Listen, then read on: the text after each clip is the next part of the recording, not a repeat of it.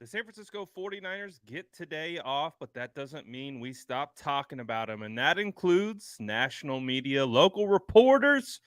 A lot has been said about the San Francisco 49ers quarterback position, including the future of the position and the players on the roster. We'll talk about that. We'll open it up for questions, and we're going to get into it all right after this. Let's go.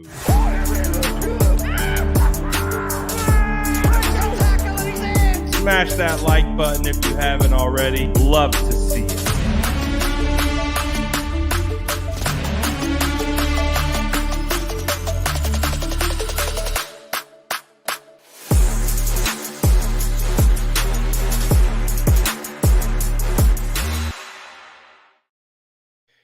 What is going down, Sourdough Squad? We got the day off from 49ers training camp. But of course, we got a lot to talk about. I'm sure you guys have seen it. I think a lot of this started with the Mike Silver piece that he put out on the SF Chronicle, basically talking about how the 49ers right now are kind of potentially weighing out options for Trey Lance's future, which I think got a lot of people talking and got a lot of people spinning on this idea of what the future may hold. Um, I did find it interesting, the whole situation. Obviously, it's a weird scenario, right? We understand the San Francisco 49ers, what they put into the quarterback position and all that stuff. And just 3 years down the road, we're already talking about potentially getting rid of Trey Lance. Feels weird. It feels, I don't know. I don't know. I don't know what you guys think about that, but obviously the 49ers got some decisions to make. We've obviously spent a lot of time talking about the way the rep shares have been split throughout training camp, which has been interesting, but it does feel like maybe it's for a reason. But nonetheless, I think fans would assume to ensure the 49ers have the best quarterback room, it would make sense that,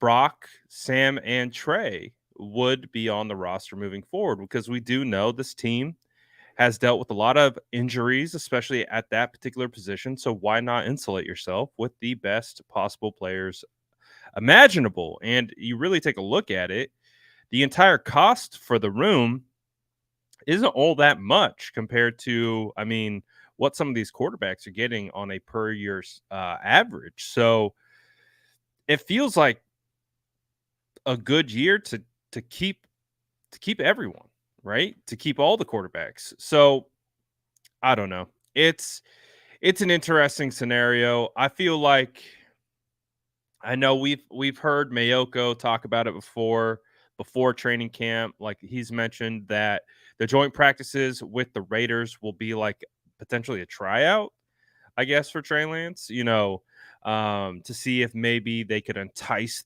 so this notion that the 49ers might move on from Trey Lance has kind of been hanging out there for a while. But it is interesting. A lot of people are starting to talk about it. Adam Schefter went on the Pat McAfee show today to talk about a bunch of different things. And, again, I liked the tone in which, we're talking about tone, right? I like the tone that he was talking about Trey Lance, because it did feel like we're more in a kind of wait and see period right now with Trey Lance and how it plays out in training camp and all that type of stuff. So I really think right now it's probably too soon to give any definitive predictions, because if there's anything that we do know about the San Francisco 49ers quarterback room, is that it is just, they will make decisions that we don't anticipate them to make, right? They will do things. They kept Jimmy Garoppolo when Jimmy Garoppolo was on the side field. We didn't expect Jimmy Garoppolo to come back on this roster. They kept Jimmy.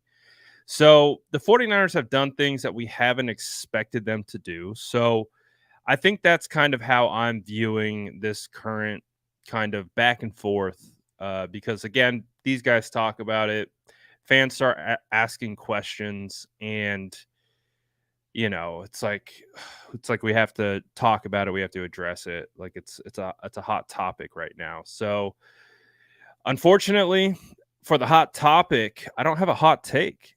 My hot take is let it ride out. Let it play out. Let training camp continue. Let these guys continue to compete, and let's see what happens in a couple weeks from now. Let's see, because you never know what happens. You never know if an injury occurs and somehow all of a sudden you find yourself with an offer that you can't refuse, because the 49ers, I think, have made it clear that Brock Purdy is going to be the starting quarterback. And if they do get an offer, maybe I think the most interesting thing, though, to come out of that Mike Silver piece is that it does appear that the 49ers received a potential trade request for Trey Lance. Someone apparently offered them a 5th-round draft pick for Trey Lance. So I found that to be interesting. It kind of got swept under the rug a little bit in the article, but it sounds like the 49ers were given a chance to trade Trey Lance for a 5th-round pick. And I think, that makes sense not to trade him, because the value in return is just not there. And we do know that the 49ers treat these quarterbacks like assets, just like they did with Jimmy Garoppolo. They refused to trade Jimmy Garoppolo for less than he was worth. So I don't know. I would say the same thing with Trey Lance. Even if they are in that mindset of, hey, we'll listen to offers. If we get a good enough offer, we'll move Trey, because Brock Purdy's our starter and we feel comfortable with Sam, which I know makes a lot of fans cringe a little bit to hear that. But it's like, I really don't believe that the 49ers are going to move off of Trey Lance without a offer that makes sense. Like they're not. I don't think they're just going to move Trey to move him. So that's why I don't understand the idea of like cutting him. Why would you cut him? Why would you get rid of Trey Lance? Why would you just cut ties with Trey Lance at that point and not get anything in return? So like, if you did have a 5th-round pick on the table and you decide to cut him for nothing, then that seems much more egregious than trading him for a 5th-round draft pick. So that's why I just want to let this quarterback situation play itself out. I understand the one aspect of it that I'm sure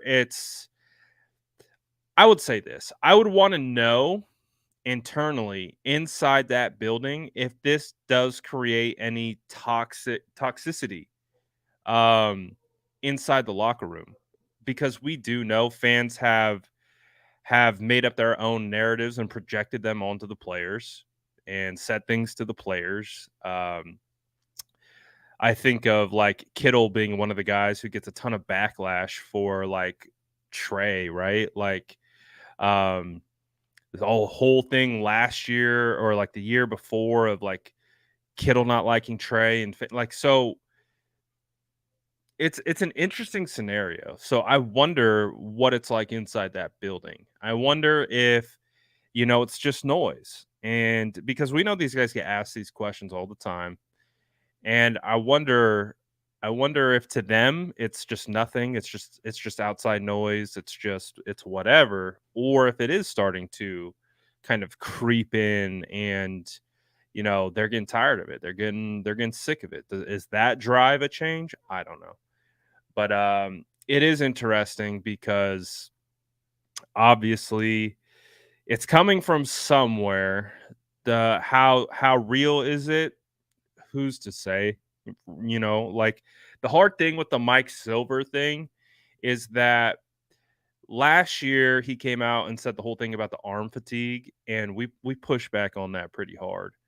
And I I I think one of the main reasons we pushed back on it was primarily due to the way it was packaged.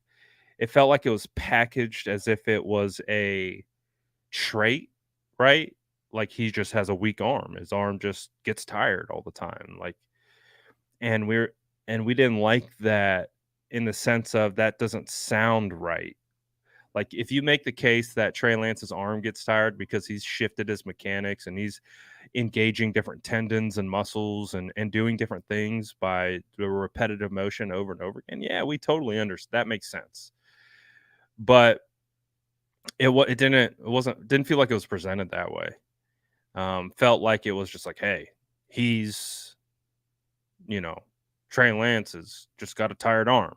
So, but it turned out that was somewhat accurate because Trey Lance admitted it himself, saying that after throwing for so long, his arm would get kind of tired on him, and that happened. So that's the thing with like Mike Silver. It's like, okay, Mike was somewhat right about that. I didn't like the way it was packaged. Felt like it was packaged oddly, but the basis of what was being said was true. So I don't know. I think we just gotta wait and see. I think from my perspective, being like a content creator, it's like I'm sure you guys are just as tired of talking about this quarterback thing and like the Trey Lance and like what's the future hold, what's this, what's that. So it is what it is, man. Like I feel like at this point we just got to play it out, ride it out, see what happens. Let these guys keep competing in practice because Trey Lance has had some solid practices in a row. He's had 3 solid practices in a row. Sam Darnold dipped yesterday a little bit. Brock Purdy continues to ascend in practice and get better. So let it play out. Just let it play out. You know. And obviously that's not the job of the media. The media's job is to bring these topics to light, discuss it, give give an opportunity for people to talk about it and give their own opinions on it and give their own takes on it. So I understand it, but I think just at this point we just gotta wait and see. We just gotta wait and see what's going to happen right now with this whole quarterback situation. I'm perfectly fine with where everything is currently set up at. Just let these guys compete, let these guys battle it out, and truly let the best man win. That's how it should be, right? So, but again, these guys inside the building, I think that's part of it. It's like we don't know everything that's going on, and we never will. And they clearly have much more information than us. So they're operating off the set of information that they have, not the perception that we have. And I think that's where things get mixed sometimes between their reality and our perception of their reality, because sometimes they don't align. And if we knew their reality and we knew what that was, then we have a better understanding of how to quantify it and why they're doing what they're doing. But sometimes that's just the case. We're not going to know, and so we just go.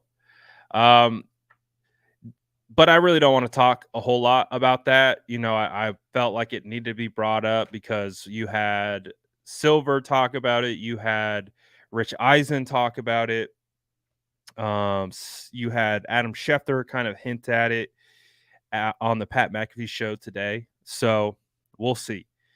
But what also Adam Schefter talked about on the Pat McAfee show was Nick Bosa and the contract situation. I don't think Adam Schefter really said anything that was earth shattering that we didn't know already. I think he just gave his thoughts on it and what was going to happen.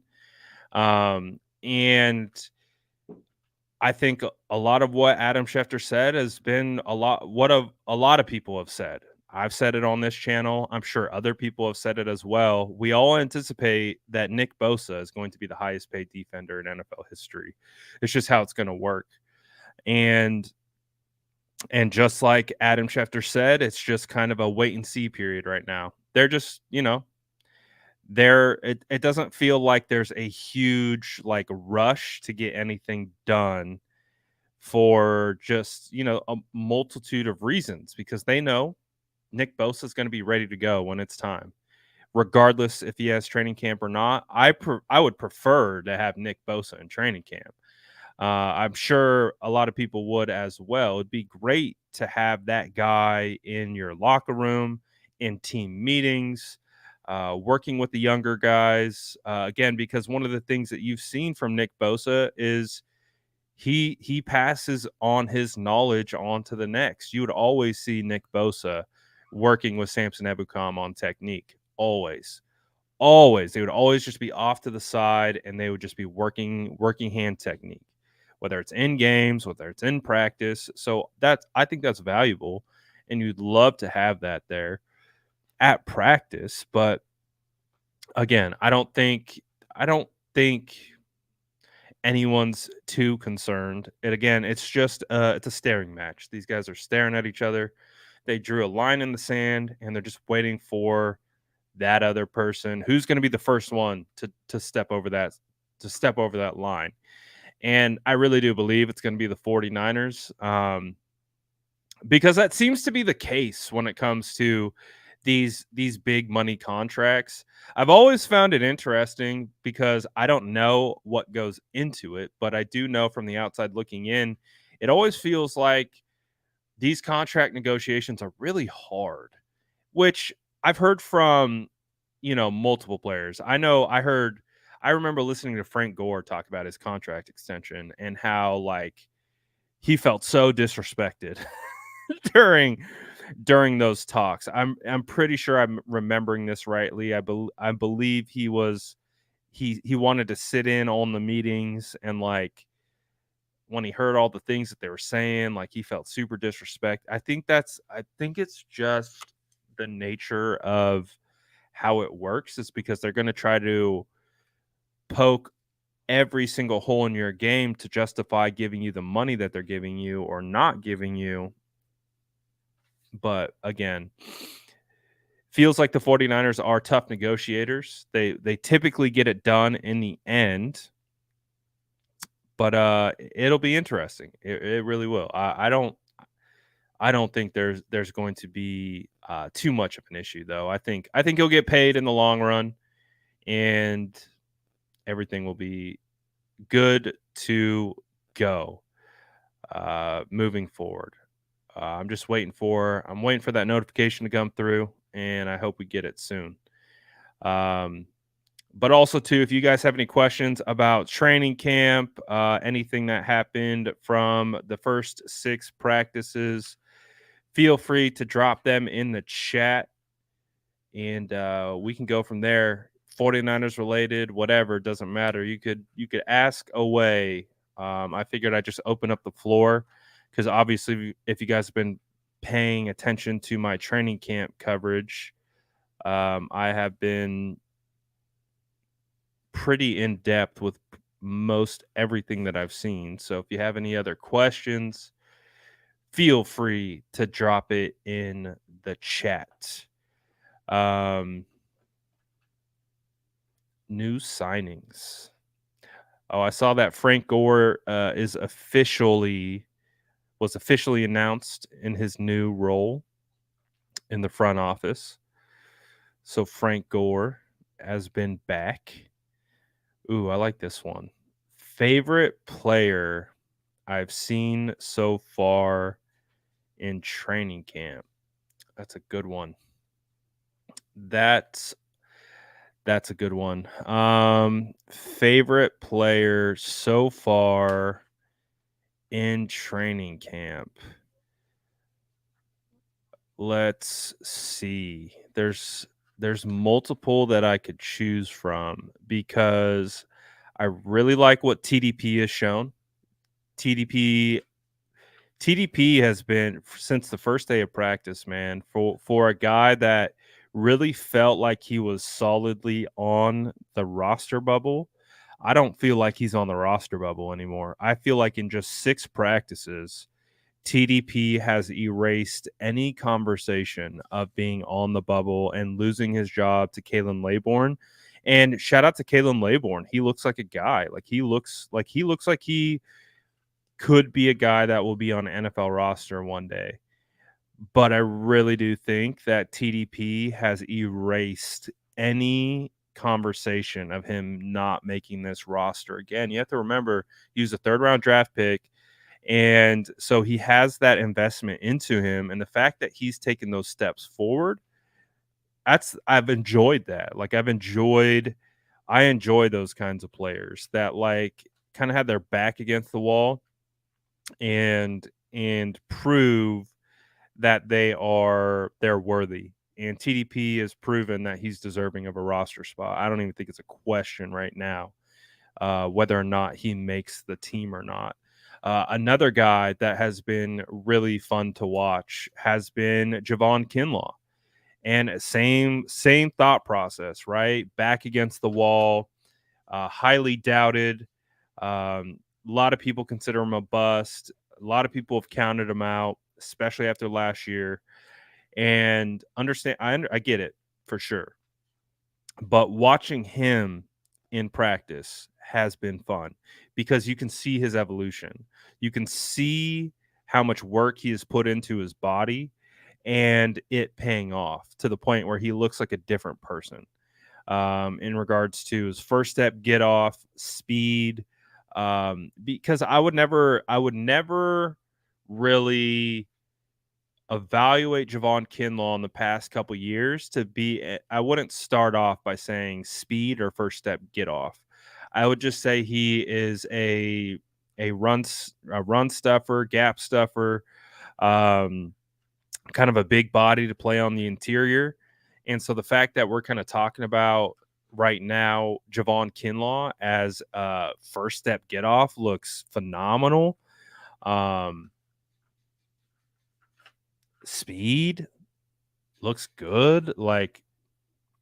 He continues to be one of the biggest surprises of training camp so far. And again, I get it. People are very, they're not ready to buy in just yet, and that is fine. I don't expect you to buy in.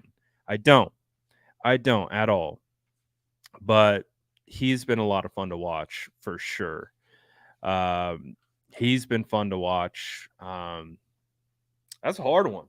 Favorite one to watch. Favorite one to watch. I mean, if I have to go favesies, if I have to go who's the number one, is probably Brandon Ayuk. If we're being honest, Brandon Ayuk is so much fun to watch. I mean, obviously he plays a position that is highly entertaining. Wide receivers out here catching the football, yards after catch, doing everything that he does. So obviously, it's fun to watch, right? It's Brandon Ayuk is just he's like a guy that puts butts in seats. You know what I mean? He's the type of guy that people buy tickets for to come see. And when you're going to training camp, you want to see Brandon Ayuk because when Brandon Ayuk is out here cooking, it's on a different level.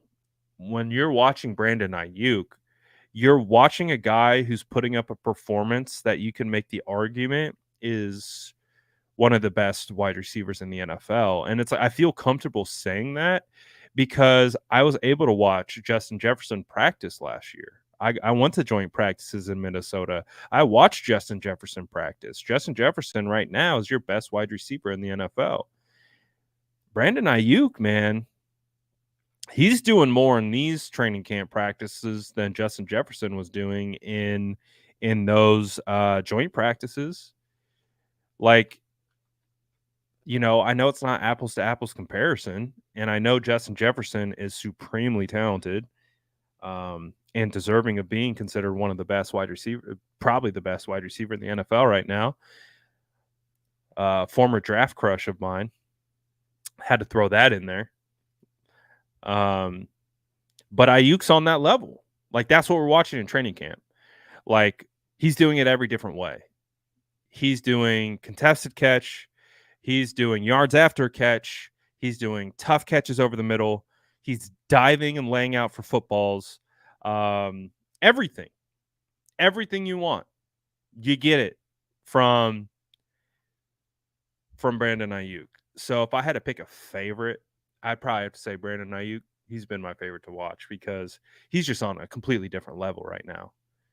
Completely different level. Where's the kiddos? Mommy's home today, so I got some help out there. So that's nice. Is Kalia Davis out there? He is. I have not seen him flash yet, though. He hasn't flashed for me.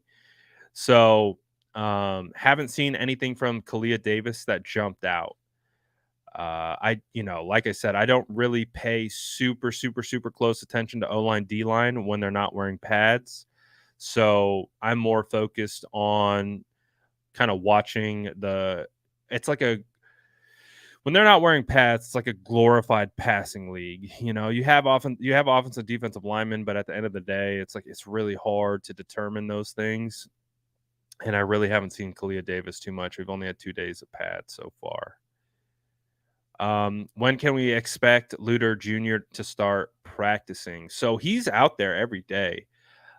He's working. He's got the brace, like sleeve on his knee. He's out there, but he's out there moving really well. So I don't imagine it's going to be too much longer. I would expect Darrell Luter Jr. to return pretty soon because he's out there before every practice. He's going through a bunch of different drills. He's running, cutting. He's doing all that stuff. So, and he looks good at it. It's not like he's limping through it or anything. So I do think Darrell Luter will be back as well. Fisher, I haven't seen a whole lot from. Admittedly, haven't been super locked on him.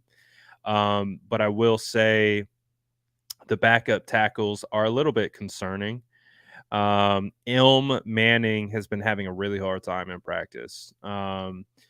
He's definitely like Taco Charlton put him in the woodshed yesterday.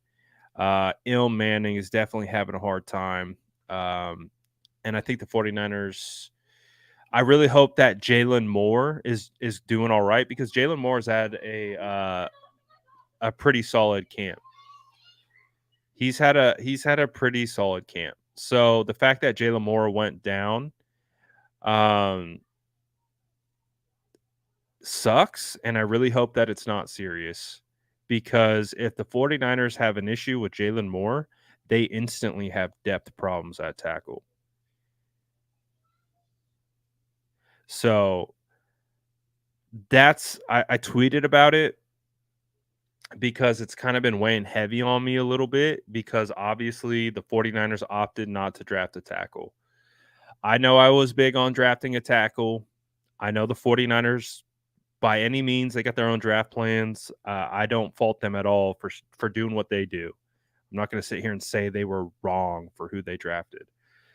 But when you look at the Law 2 pick, right? When you look at the Law 2 pick, and I would say right now, I think Braden Willis is the best rookie tight end in training camp, and I don't think it's close. And you got Braden Willis in the 7th, and you had Nick Saldiveri and Blake Freeland available right there at pick 100. And if Jalen Moore is hurt, then all of a sudden your depth is in trouble. And remember that Trent Williams doesn't practice every day. So the backup tackles actually for the San Francisco 49ers are pretty important because these guys practice a lot with the first team. They practice a lot. Like last year, we saw a lot of Jalen Moore. We saw a lot of Colton McKivitz last season.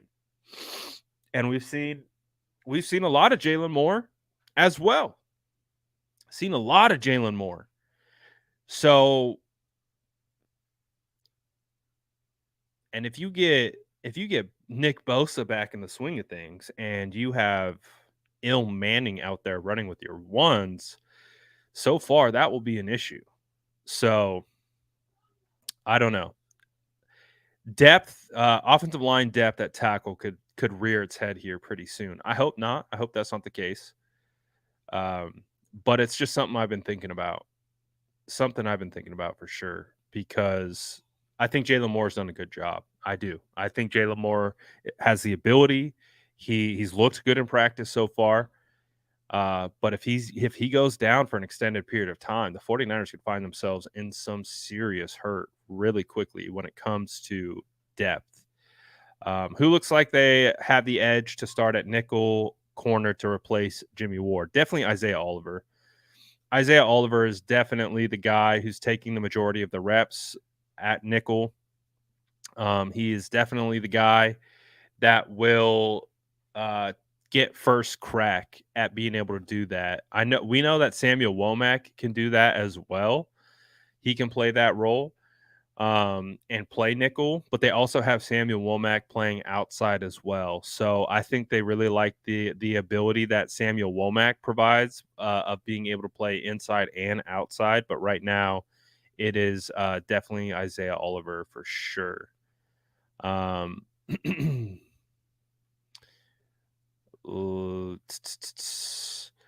um, I don't think having again.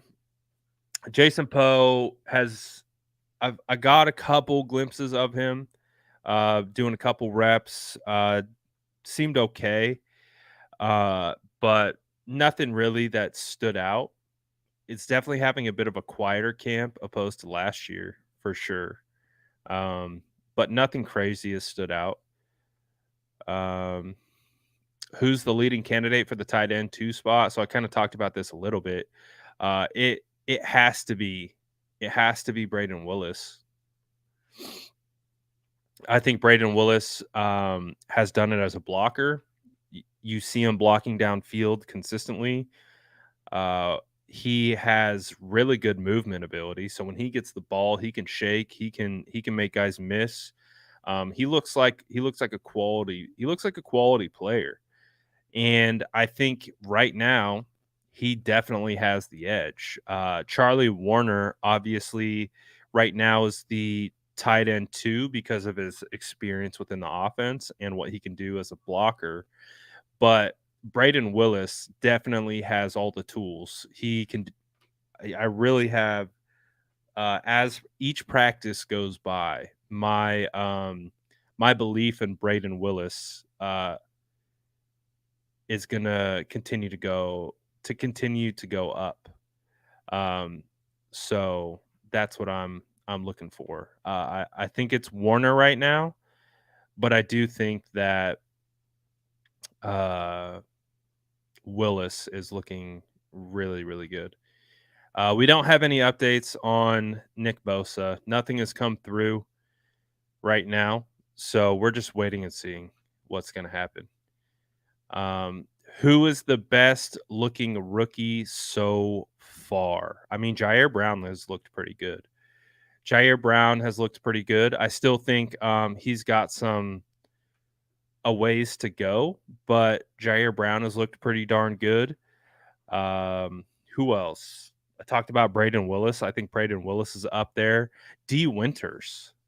D Winters was balling yesterday. So D Winters is making his presence felt, and he's someone to keep an eye on. What other rookies? Oh, best looking rookie so far? Probably Jake Moody. Probably Jake Moody, if we're being serious. Considering what he's asked to do, considering what's expected of him. Jake Moody hit a 60-yard field goal yesterday to end practice. He's been so far throughout training camp, I think he's only missed one kick, but he came right back and he nailed an even longer kick the very, very next rep. So best looking, you actually might have to give it to Jake Moody. Who is my favorite rookie right now? If I had to give my favorite rookie right now on the roster, oh, again, I'm kind of leading Braden Willis a little bit. I really really like what I'm seeing out of Braden Willis. He looks nice, man. I see how his skill set can very much so translate to some quality play at the next level. So Braden Willis is a guy that I don't think you should sleep on at all. Um, at all. So I probably have to say Braden Willis right now is showing up as one of my favorite rookies, especially considering the fact that he was again. I like that he was a 7th round draft pick. I like that he's putting some pressure on Latu right now. So I probably have to say Willis right now. Let's see. Oh, I got you. Brad, when are people going to give Conley some respect? People talk about him like he's a scrub. Nah, I have gained a lot of respect for Chris Connolly over these last couple days. I think Chris Connolly absolutely he's deserving of making the roster. He's deserving of of uh you know making a roster spot. I absolutely believe that. Like, but that's the question is the 49ers have a really tough situation at tight end now. They got a weird numbers game at tight end. Because are they going to cut Cameron Latu in favor of Braden Willis? Are they going to keep both Cameron Latu and Braden Willis? But does Kyle Shanahan feel comfortable with keeping just 2 rookie tight ends behind George Kittle? I don't know, because Connolly to me is deserving of a roster spot. Ray McLeod had a hell of a practice about 2 days ago. Ray McLeod's having a pretty solid camp, but Ray McLeod had a really solid camp last year. Ray's good, man. He's a quality player. He just doesn't get a lot of opportunities. And Chris Connolly, he's a quality professional. Like, he's just a pro. You feel it, you see it. Dude gives maximum effort. He's always out there trying to throw a block. Again, you do that for me, you get on my good side really quickly. I really like Chris Conley. I think he's proven to do it as a receiver, as a blocker. I do think Chris Conley is definitely a quality player. Um, and if they kept 6, I would probably have Connolly as my 6th. But what does that mean for Ronnie Bell? What does that mean for these other guys? So, it's 49ers are going to have some tough cuts coming up, man. Tough cuts. Uh, it's going to be difficult.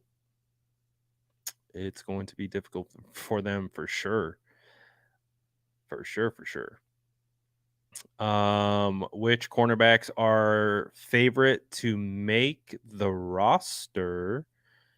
Well, Charvarius Ward, Diamador Lenore, Isaiah Oliver, obviously locks. Samuel Womack, lock. I would assume Darrell Luter Jr., lock. And I think Deshaun Jameson's making a case.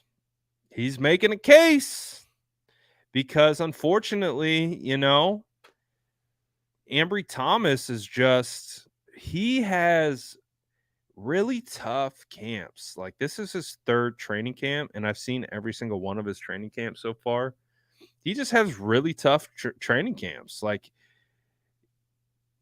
it's it's more often that a play is being made on Ambry Thomas than Ambry Thomas is making a play, and it's pretty consistently that way. Um, I really can't think. I don't have anything in my notes that are like Ambry Thomas made a play. It's Ayuk, you know, caught this versus Ambry Thomas. Tay Martin caught this against Ambry Thomas. Um, so, I mean, I think there's 5 locks. Ambry is, I think, a question mark right now. And if Deshaun Jameson can keep playing at a high level, I think Deshaun Jameson can potentially take his job. Um, there's still a lot of training camp left, but I think Ambry has really got to turn it up if he wants a shot for sure. I think he's got to turn it up.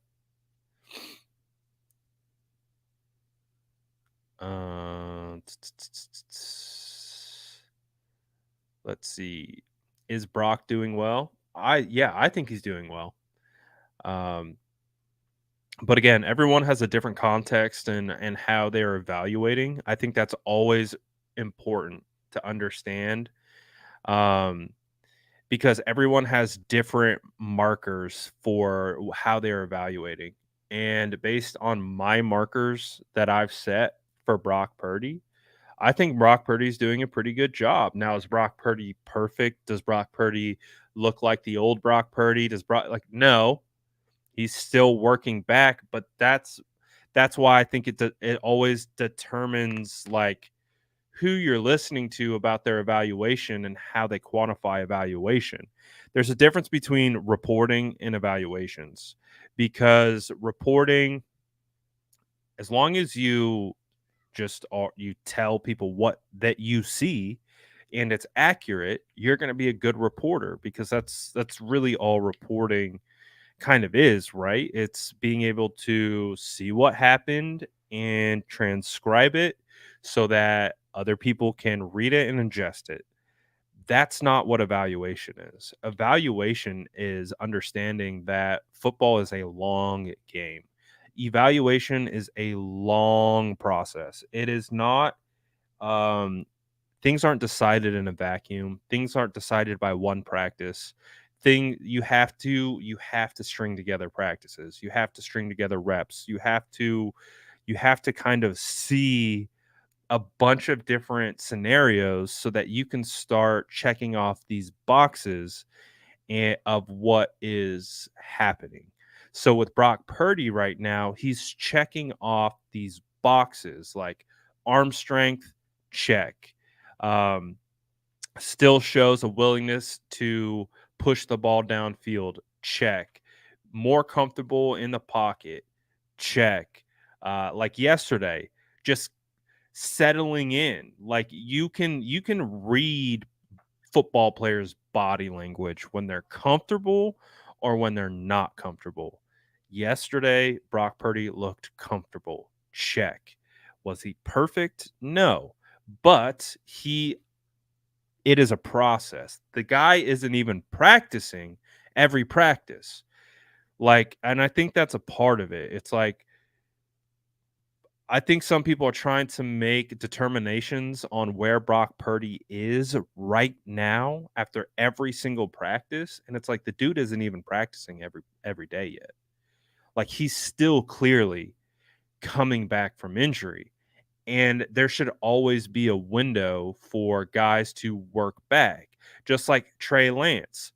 When Trey Lance was coming back from his ankle surgery and he was cleared for practice and OTAs and minicamp, the same thing should have been awarded to him. He should have been being evaluated through that lens of a guy who's coming back from injury, and you give him the time to work back, right? That's Trey would have had that grace period in OTAs and minicamp. Right now, Brock Purdy, because they're on different timelines and they're different people, Brock is now working through that right now in training camp. So every day we move the bar up. the bar goes up with expectation. So right now, Brock is meeting those expectations, in my opinion. And I would assume after 2 weeks of practice, the Brock Purdy that we see 2 weeks from now is going to look infinitely different than the Brock Purdy we saw first come out in practice. And I think people, some people don't view football that way. Everything is in absolutes. And we're in a part of training camp where not a lot is in absolutes. A lot is trying to get the reps, put it on tape so that it can be referenced and it can be coached and all those different types of things. So right now, Brock is building his case back. Still not 100% cleared because he's not practicing every day. He's still on a pitch count. And Brock is going to look better. He's going to improve. And he has already shown that.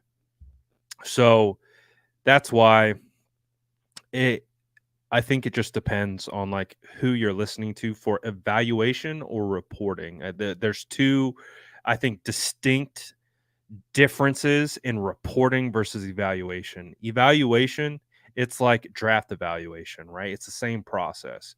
You're evaluating the player as they are, but you're also evaluating how they will evolve.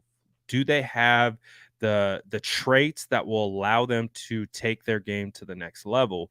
Brock Purdy went on KNBR and talked about it. He said from when he went to go work with his quarterback coach in Jacksonville, Will Hewlett, when he said that when he left college to when he entered the NFL, he was a much better player because of the way he was developed in that offseason in regards to retooling his mechanics, learning how to play the position better. That's what he said. He's like, I was a much better player heading into my first NFL training camp than I was when I ended my college career because he had to go through that process and he built it up and he improved and got better.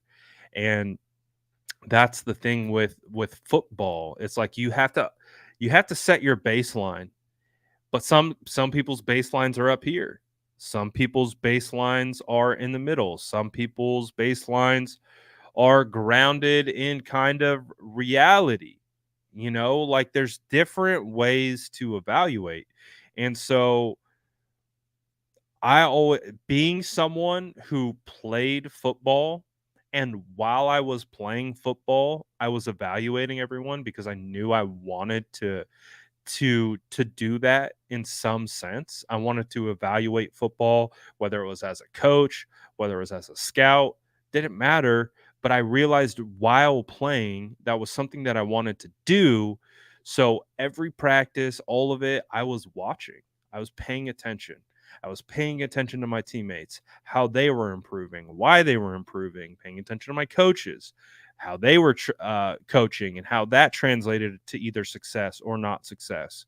So I feel like for me, my evaluations are rooted in like real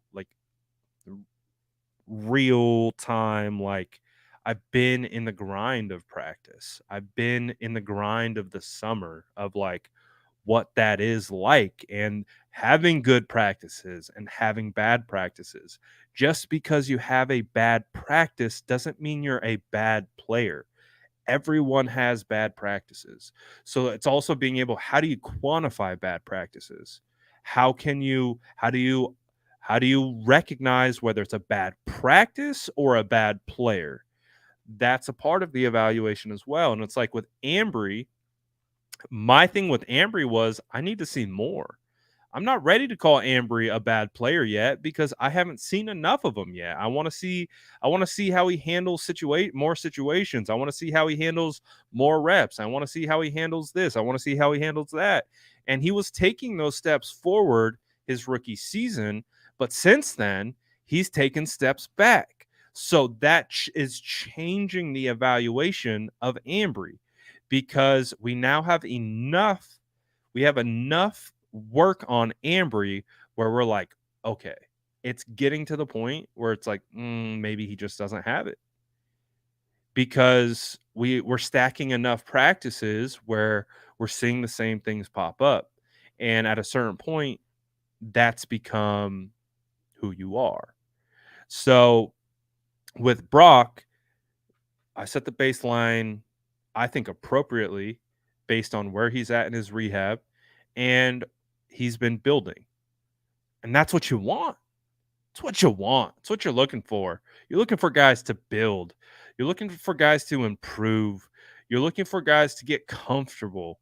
And that's what it is. And I think that's where Brock's at. And I don't think that's not saying that Brock's all the way back yet either, because I don't think he is. I still think this is a process. He's coming back from major surgery that was only a couple months ago to his throwing arm. So I would imagine there's going to be some bumps and bruises along the way, and I am granting him that ability to be able to do that. And I think that's fair because of where he's at. But I still think he'll get better, and I still think he'll improve for sure. For sure, for sure.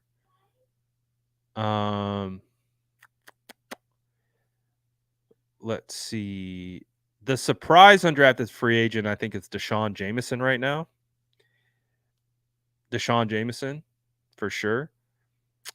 Favorite pass rusher? That's a good one. Drake Jackson, I think, is like the popular answer. And, Drake Jackson has looked pretty solid in training camp. Trent Williams definitely, I think, was kind of like a reality check because Trent is just so good. Trent's so good that it was just like a reminder, like, okay, Trent's just another different type of human right now. But I think I don't know if I want to say favorite, maybe more surprise.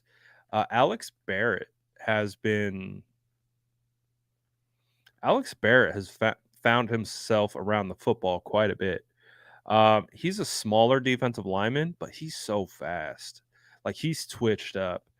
Alex Barrett is a guy that I don't think you can really sleep on, man. Like, he's been on the 49ers practice squad since like 2019, 2020. He's been cut probably like 20 times. Alex Barrett just sticks around. He looks good. He looks good. He would have had multiple sacks throughout camp so far. So I don't know. I like the underdogs. I like what Alex Barrett has shown. Is it enough to make the roster? We're gonna find out. But it'll be interesting. Taco Charlton looked pretty solid too. How's the rookie safety from Penn State looking? He looks good. He's made a couple plays. He's definitely made a couple plays for sure. I like what I've seen so far.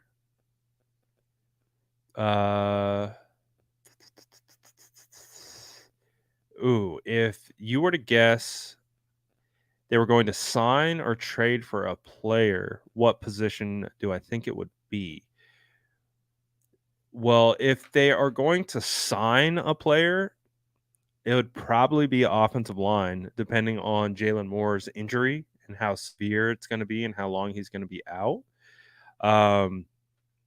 So I would assume offensive line. If they were going to trade for someone,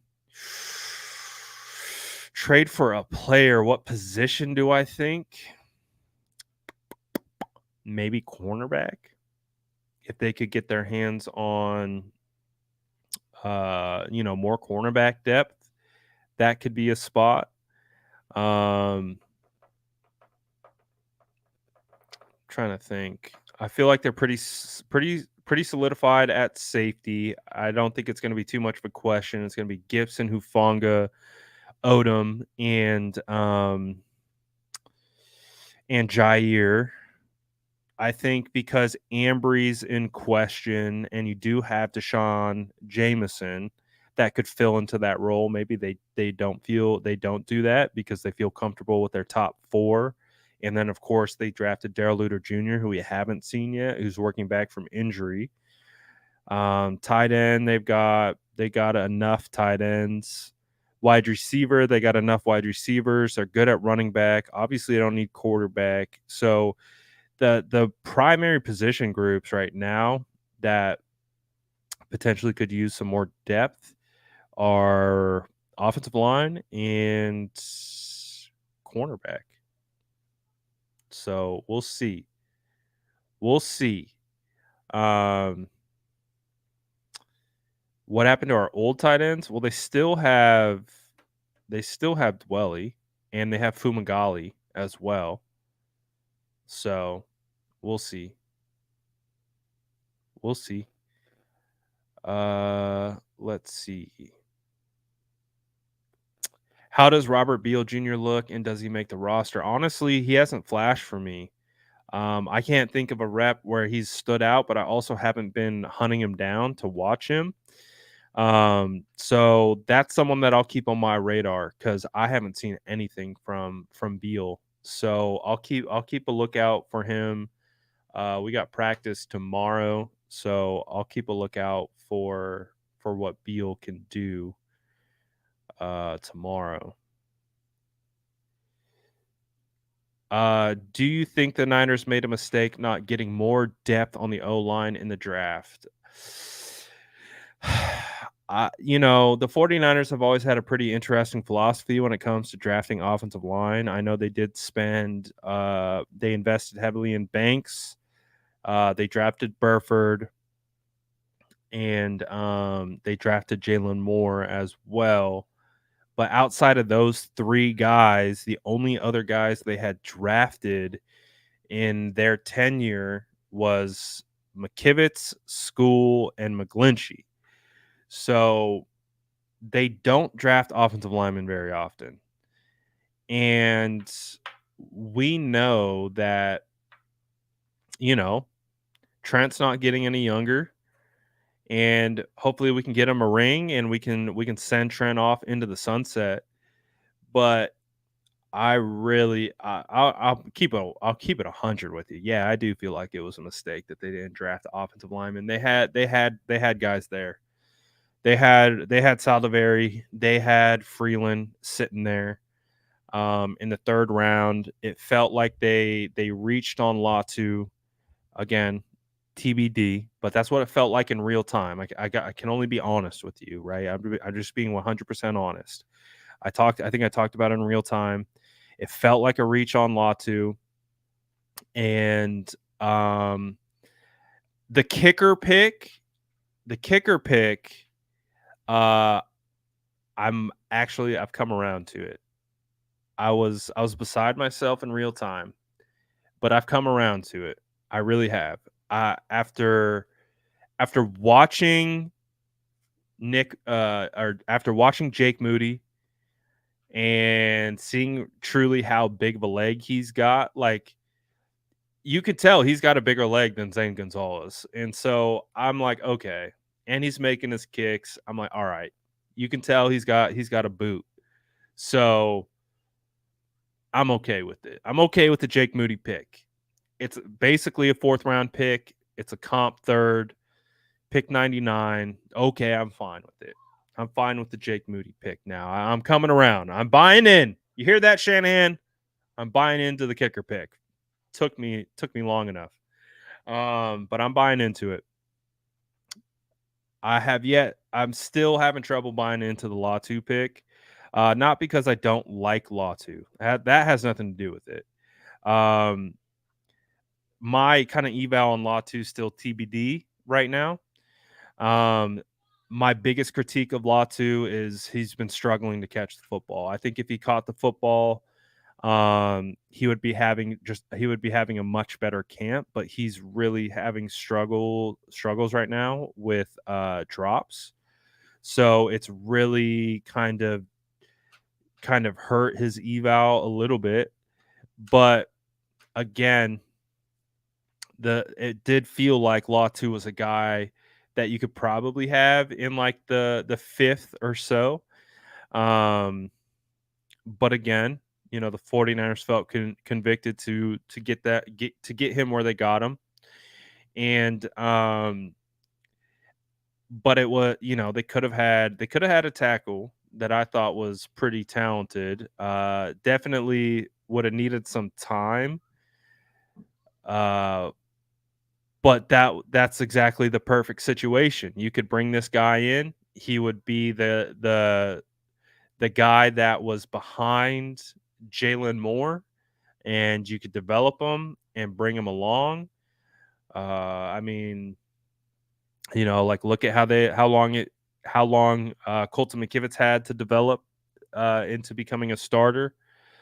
You could have had him be the backup to the swing tackle, then he could have been the primary swing tackle after that, and then maybe you're talking about potential starter a year or two down the road. It felt like a natural type of plan, but obviously the 49ers have their own set of circumstances, they have their own information, and so I'm not going to necessarily fault them, but it's I really, I really don't want there to be an issue with offensive line depth, because if there's anything that can help derail a season is if, something happens with the O line and all of a sudden you have some problems, because if you look at it, the 49ers had pretty quality depth last year. Colton McKivitz was clearly good enough to be a starter. They felt he was good enough to be a starter. He was a backup. You had Brunskill, backup, good enough to be a starter. Um, you know what I mean? Like their depth last year, I would say, is much better. Um, but we'll see. We shall see. Um, I don't want to make the determination yet, but I think because the combination of Latu struggling a little bit and Jalen Moore getting hurt, it's really kind of like burned into my brain. Like, man, feels like that tackle in the third right now, it could be something that would be a benefit to the roster construction. But you know, sad for Jalen Hurd. I was rooting for him. Yeah, that was crazy. Like, didn't he catch a touchdown in training camp and then what? He just walked off the field and retired? Uh, that was weird because I saw the touchdown. He made a nice catch in the back of the end zone, and then after that practice, he retired. So that's interesting. That is very interesting. So whatever. We got detail in the chat. What's good detail? Let's see. I'm gonna get to a couple more questions here, and then we'll get out of here. Initial thoughts on Steve Wilks. He looks like a phenomenal coach. He is hands on. He is working with the DBs primarily. Uh, ton of coaching with Charvarius Ward and Diamador Lenore. Um, I think that's a phenomenal thing. I think that's great. So I think Steve Wilkes is going to be a good coach for sure. Do I see Danny Gray making an impact this season? I think I've talked about it a couple times. There's 2 consecutive days Danny Gray has been running down the field wide open. Just hasn't been targeted on those specific plays. I do think Danny Gray. I think he picked it up. He definitely had a rough start to training camp. I think his first 2 practices were forgettable, but he's starting to assert himself a little bit more. But again, so are the other guys. I would say it's a pretty even battle right now. I mean, Tate Martin is showing up. Like I said, Chris Connolly's showing up. We know Ray's showing up. Some of these, Ronnie Bell has showed up in spots. So I don't think right now Danny Gray is a runaway, to beat out all these guys. But the speed is there. He's still got that speed. So we'll see. We will see. Uh, I think the wide receiver competition is picking up for sure, for sure, for sure. Um, if we were to pick up a RB, if I were to pick up, if you were picking up an RB2 fantasy, would you pick up Mitchell or Mason? So this depends if this is a draft question or a waiver wire question. Because if this is a draft question, Elijah Mitchell's ADP is going to be a lot higher than Jordan Mason. So Jordan Mason will be a better value. Um, I mean, there is no clear cut running back two. There's not. Eli's splitting reps. Mason's splitting reps. TDP's getting a lot of reps. So I would say it feels like Elijah Mitchell's still kind of that RB2, but I don't think it's going to be like last year where it's I really do think that they're going to rotate these guys. So outside of CMC for redraft fantasy, outside of a handcuff, I would probably stay away from those guys just because their usage as of right now is really hard to determine who's going to get the lion's share of the RB2 carries, and if there are going to even be a lot of RB2 carries, because CMC was a workhorse last year for the 49ers. So it's really a toss up right now. I think that's how good Mason is playing. Is that he's just really cut the gap super close right now. What's the green jersey in the back? That is a game worn Diamador Lenore jersey. So that's Oregon. That's an Oregon Diamador Lenore game worn jersey right there from the man himself. I got that from Demo. Is it true that Braden Willis is him? I think he's the best rookie tight end right now. That's what I'm seeing. Peter Parker says, "Hey, I never jump in anyone's DMs, but W post of your son in your office. My daughter was in the NICU for a month, and to see her now with a little Trey jersey hits differently." That's awesome, man. I'm glad that your daughter's doing well. I'm sure I can speak from a similar spot as you, that when your little one is in the NICU, it is a stressful period, just because you don't know what the heck is going on. There's a lot of questions, a lot of unknowns. So when they get out of the other side and everything's all good, it is such a sigh of relief. So glad to hear that your daughter's doing well, and appreciate the comment.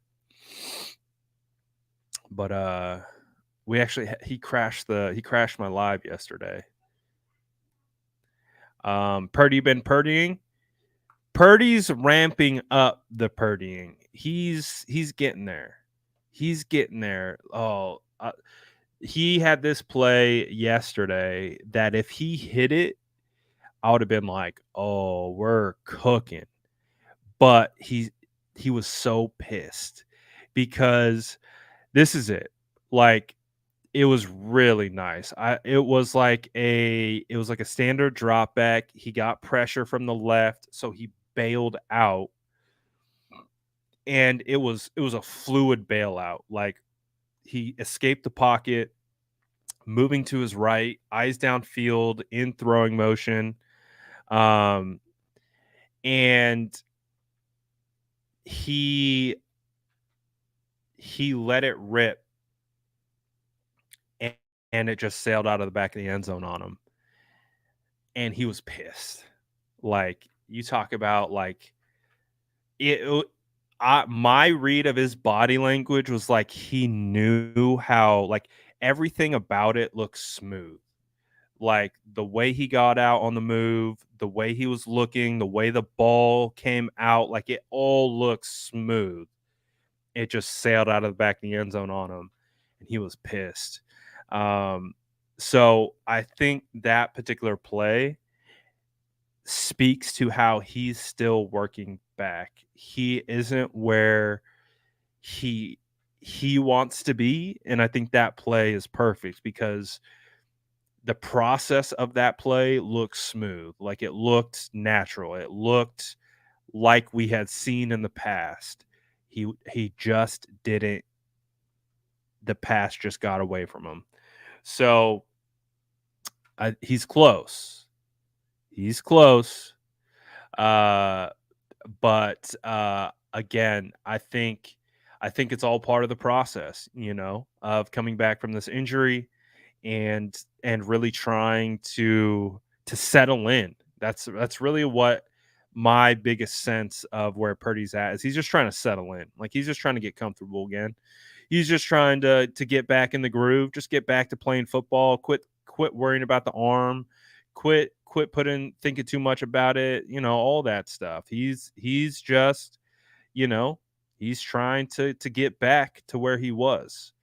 And I think I think he's close. I think in about 2 weeks from now, a week from now, after Brock has had more practices under his belt, I think everything will settle in. I think he'll get back into it mentally. He'll lock in. I think he'll have a much better sense of where his arm is at and feel comfortable with it. Like again, I'm not too worried about it. I've seen enough from Purdy where I'm like, yeah, because the Juwan Jennings throw was beautiful.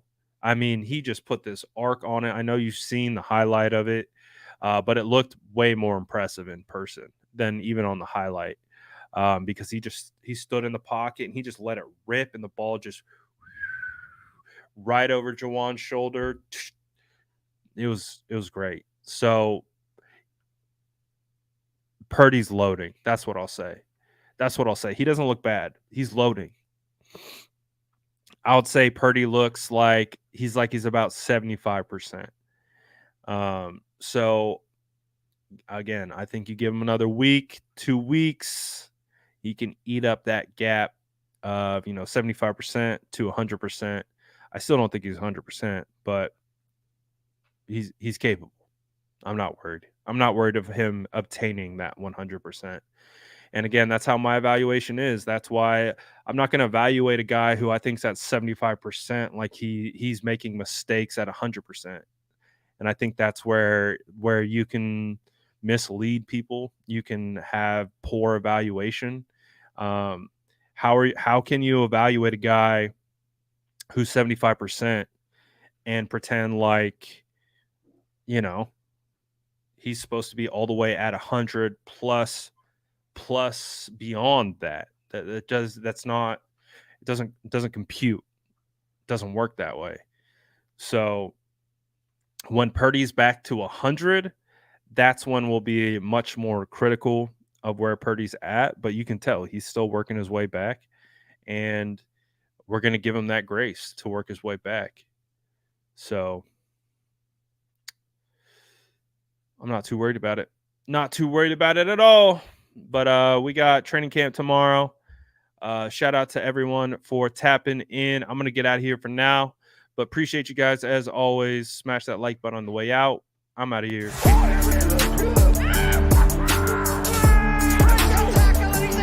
Smash that like button if you haven't already. Love to see it.